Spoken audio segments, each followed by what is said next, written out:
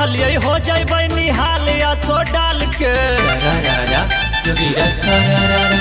अरे सोचो हलिये हो जाए निहाल या सो डाल के रंगा वाला गईबे ओकर गोरे गोरे गाल पे होलिये में गवाना हो गेलै हमर माल के।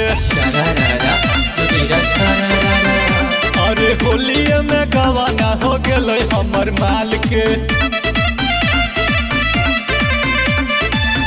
हम बताइयो भाई दिलावा के हाल रे हो गेलै खराब हमर फागुनी हो साल के होलिये में गवाना हो गेलै हमर माल के। होलिये में गवाना हो गेलै हमर माल के।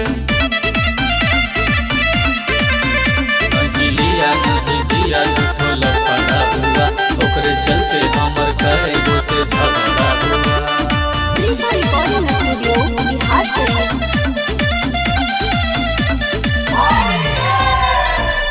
ओकरे लायली ऐसा पर के मैसूर से कहले हलै की अबरी भेटतै जरूर से भेटतै जरूर से जरूर से करबो हिये रंगवा बाल्टी में घोर के लागे फेंकिए पिचकारियों के तोड़ के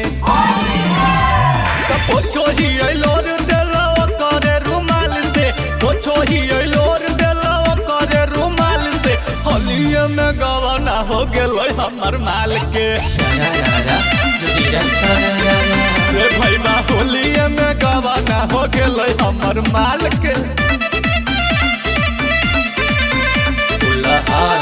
होली में भतार से भैया कुछ बातो है हमारो का पार दे भैया।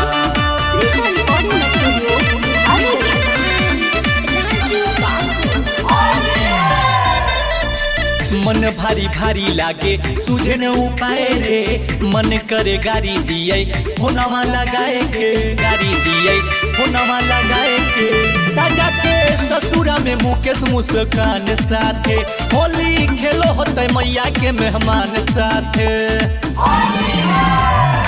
एक तो होले हल राज 4 साल पे एक तो होले हल राज 4 साल पे होलिये में गवाना हो गेलै हमर माल के। रे भैया होलिये में गवाना हो गेलै हमर माल के।